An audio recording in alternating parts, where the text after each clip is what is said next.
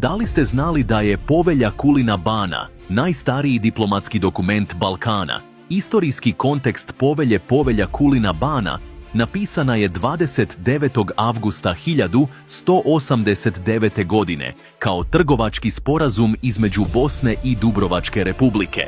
Time je Bosna prvi put u pisanoj formi priznala svoju suverenost i otvorila se trgovini, pokazujući da je bila politički organizovana država. Sadržaj i značaj dokumenta Povelja garantuje Dubrovčanima slobodu kretanja, trgovanja i zaštitu imovine na teritoriji Bosne.